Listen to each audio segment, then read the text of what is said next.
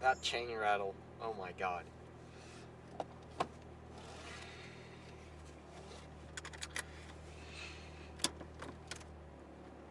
Welcome everyone to my first YouTube channel.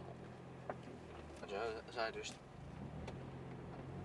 keep moving.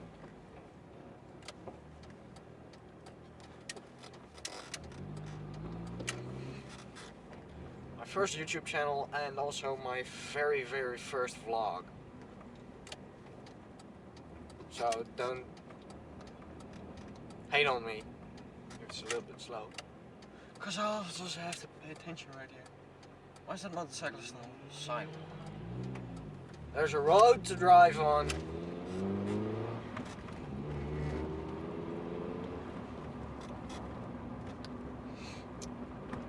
Anyway, turn.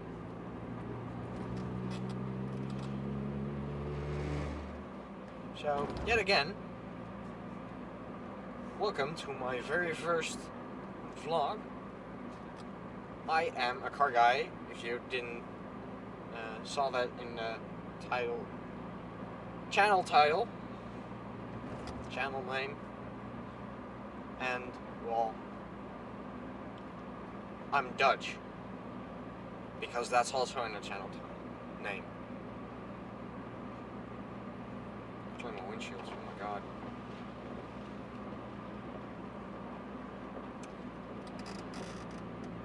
So yeah, this is my YouTube channel.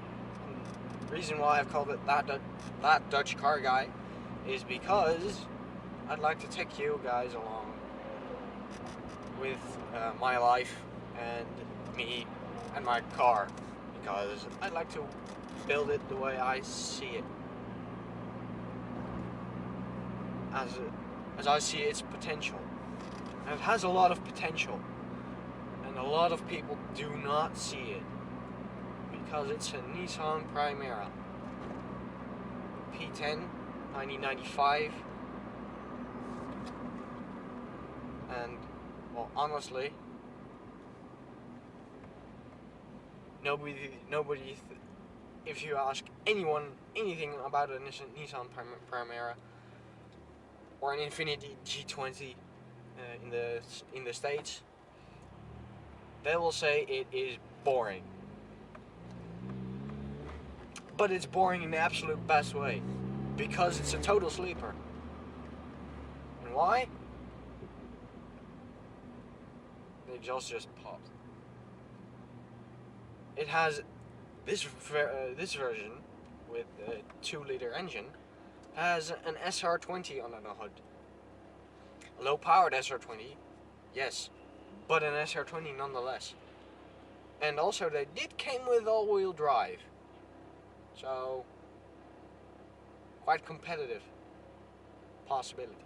Also, the front suspension design is more or less the same as the R35 GTR, making them excellent around corners. Some more or less along the lines of, oh, there's a brand new M3 going around a turn. And he's like, oh no, I can't make this turn. I'm going too fast, I'm almost losing it. And you're on the same quality tire, and you're like, what, already? And you just drop it again, put your foot down, and you're like, bye. Of course, until you get to a straight where he completely makes you eat dirt, or his dust.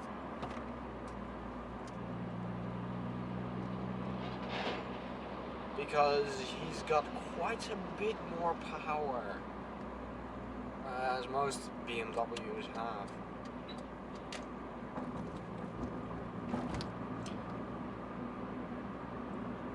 Yeah, it is a sleeper. It doesn't have that much power from factory, because it's supposed to be a luxury car, not a sports car.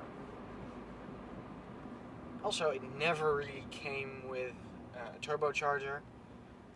They do fit on it with very ease, and they're quite very tunable, even the factory engine, because it shares a lot of components with the S13 SR20. the crankshaft, the engine block, and the con rods are virtually the same. And the pistons are of the same quality, but they have a well, they're less high, or how should I say this? The compression ratio is less, which means you can run more boost into it. I've seen people around here in Holland with these kind of cars. They upgrade the head studs. That's all they do. Put a turbocharger on it and crank up the boost. See how far they go. Of course, I also need another fuel system because the factory fuel system is sufficient by a long shot.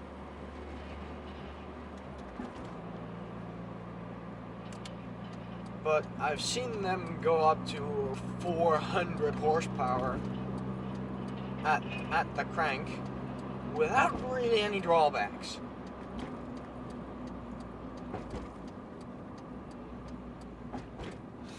Yeah, that's quite awesome for a luxury car. Of course, the gearbox doesn't like it because front wheel drive gearbox, most of the time, not very big. So, yeah, it breaks quite often.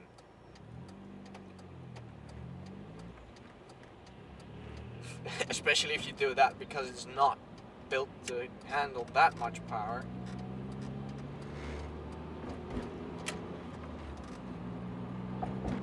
You can make it last more. Merge. You can make it hold more power, but you have to weld it, all that sort of thing, re-engineer it.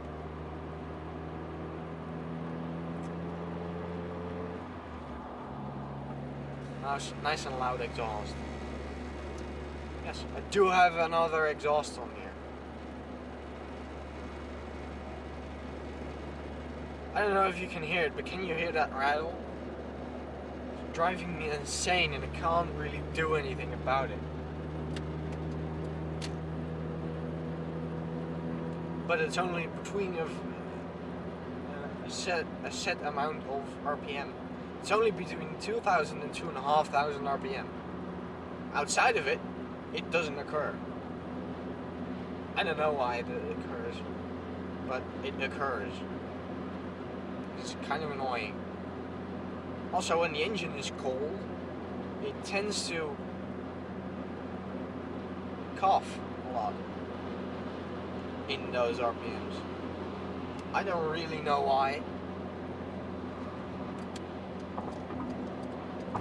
Is it raining now? No, it's not.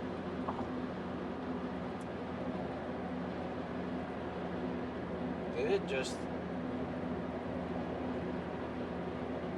undo itself? Yeah, probably did. And I'm stuck behind traffic too.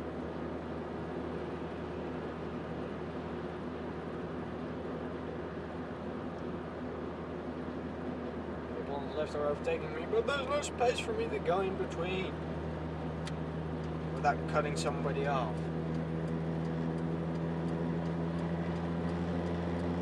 Getting back up to speed.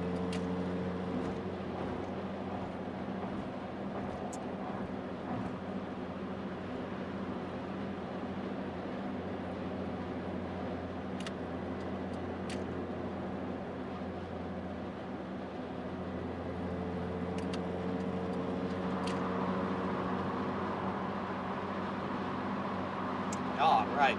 Emergency services on the left.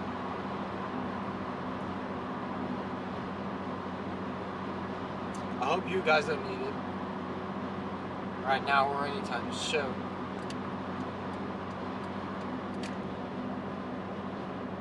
What was that person? Come on.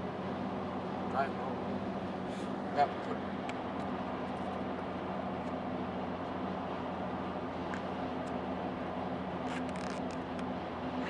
Camera back on properly. I hope it's still good. I can't see. And I'm driving on the highway with no exit, so I can't really check. I hope you guys can see me. Yeah, you probably can. Tunnel coming up. Nice. So yeah, I'm driving a Nissan Primera or an Infiniti G20 in the States. Any modifications I've done to it so far? Well, not a lot. Exhaust is pretty much the only modifications I've done yet. There are more mods coming up, and I'll take you along with them. One of which I'm busy with right now. A newer model of the Nissan Primera has bigger brakes, and they're direct fit. So I have the brake calipers. I just need the brake discs and brake pads, and the brake line, and I'm set. Bigger brakes on the front. Not a bad idea. Never a bad idea. As also, I'm getting very, very soon some new rims and tires.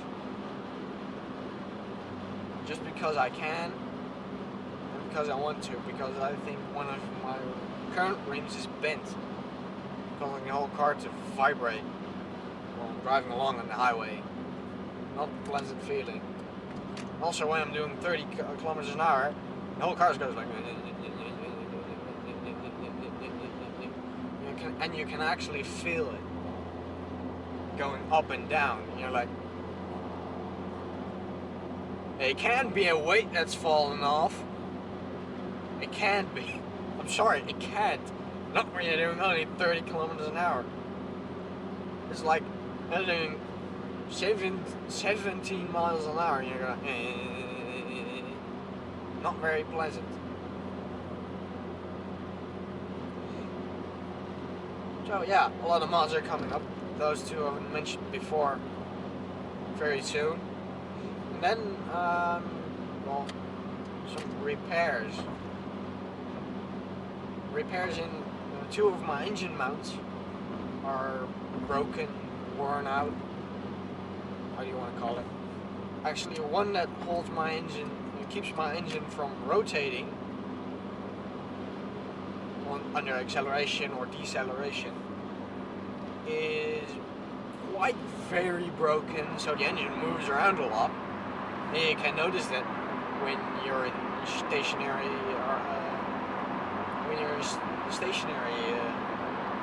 when the car is idling. It's especially when you're idling and moving along, you keep it in first gear and don't press the pedal, then you really notice it, because sometimes it does like that. And the one that was right is also a bit broken because it's sagged. And some tears are in it, so I need to replace that too. They were actually quite expensive. Hey, if you're lucky, they don't break that often.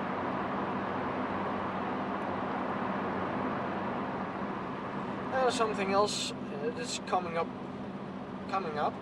I don't know when yet, because it's kind of trying to save, but if anything, save up for it. But if anything breaks, it has priority, because it is my daily car, and it is my only car, so it has to keep moving. So I can't really say it's a project car. But yeah,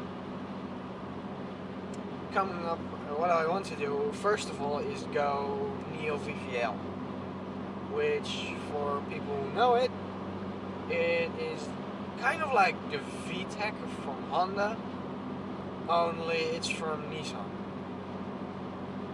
And most of them are like a two-stage setup. So you don't have one stage where you just activate it and hey, you get more power. No, it's a three-stage one. So you go like, add one, you get a little bit more power, and then add the other one, increase it a little bit more and get maximum power. I want that, because it will make the transition smoother. Besides, the Neo VVL engine almost never have had a compression ratio as high as I've got in this car, so I could just swap ahead and already have like a tuned Neo VVL engine with bigger pistons, and it fits, which is really nice.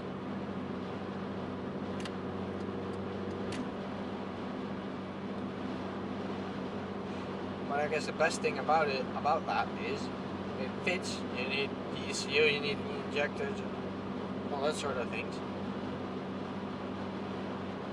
I'm kind of saving up for it, and I'm hoping to get a Haltech Elite to drive it all. Because also a bit later, when I've got more money, or when I'm done with school, yes, I'm a student, is put a turbocharger on it. Go full turbo. Turbo!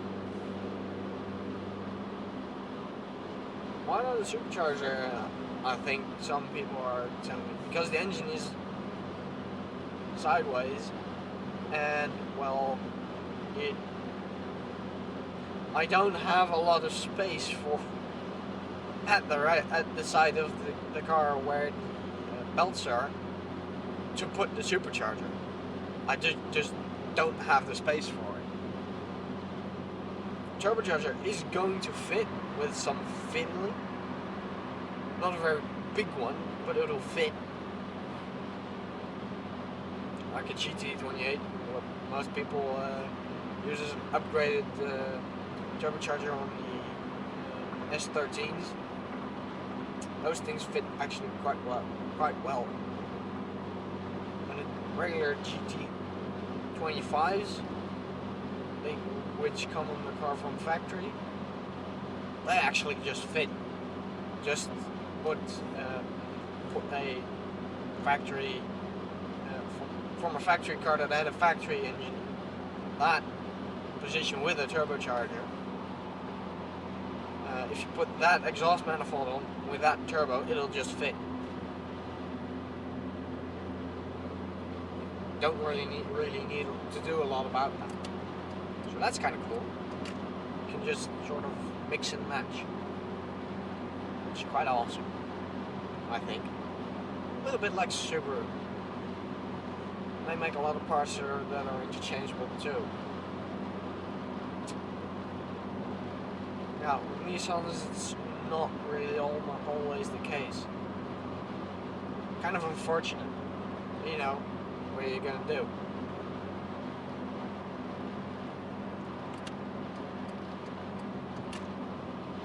can't really use the same engine for 30 years straight and expect it to still be good. No, time moves along very, very fast in the automotive world.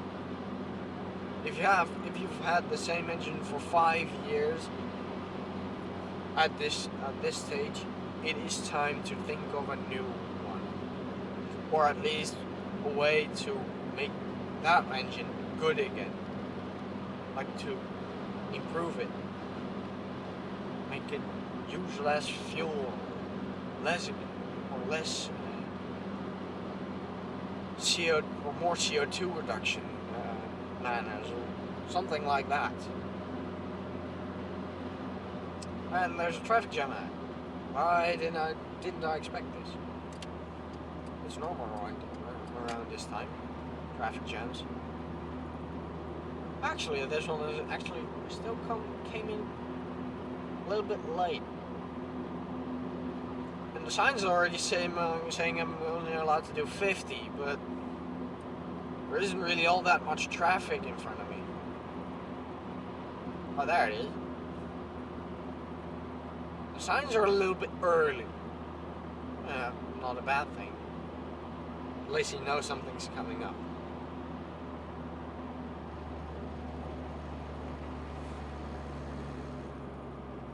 I think 2000 is gone. Weird, is it?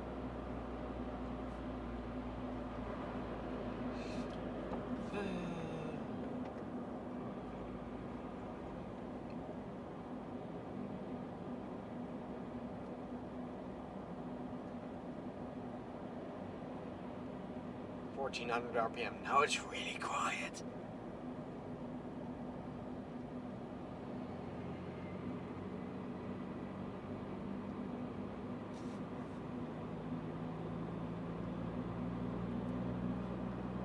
But yeah, that's why I like this car, and that's what I'm planning to do with it.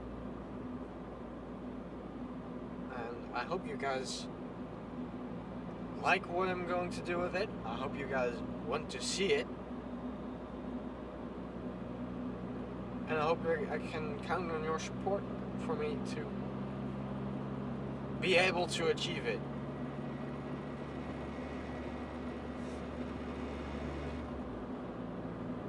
Because I can't really do it on my own. Well, I can. I've done the mechanics course, so I am a mechanic. Pretty much. But can't just go like, be easy. Easy, easy, easy. No, I've never actually modified a car before. So taking a head off and putting it back off a car and putting it back on, not that hard. I've done that before. But taking a head off and then putting a different head back on, that you had to modify to fit, not that easy. And also, I'm kind of a perfectionist, so I wanted to work, and I wanted to work well. I'm not going to take like, oh yeah, it works, but it doesn't really run smoothly, and it doesn't really produce any power. Then it's not done right. So also, when I'm changing the head of the engine, I'm also taking it apart completely, checking the inside, checking the pistons and all that sort of thing, cleaning everything, and I'll probably put in new bearings. Just because the car has pretty much done 130,000 miles, and I don't think the engine has ever been apart.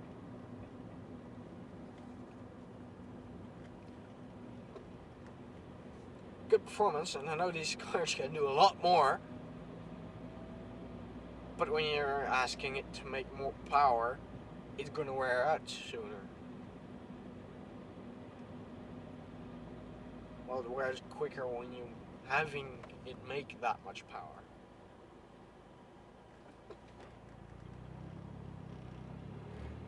That was a loud smash. What was that?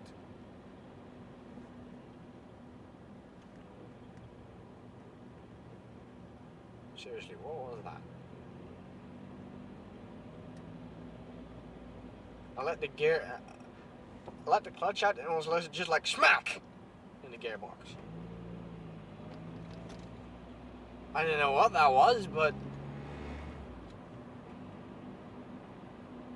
didn't really sound very good.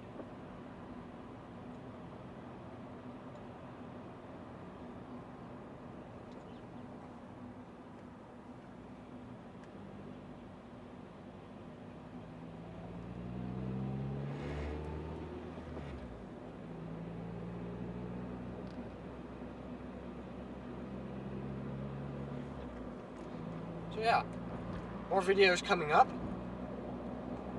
and I hope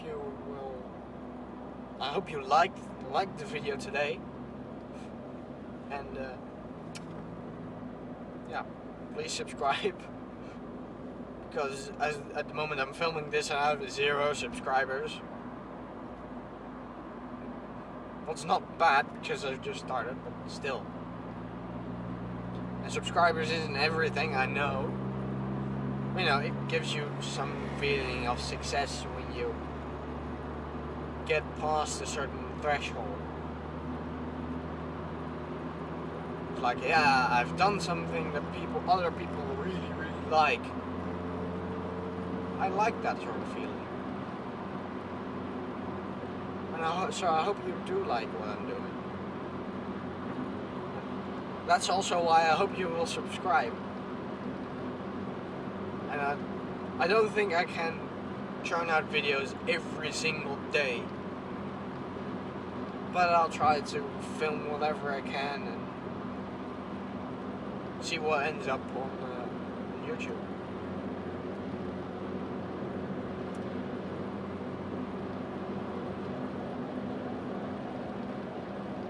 So yeah, I hope you guys are all having a wonderful day, and I will see you guys next time.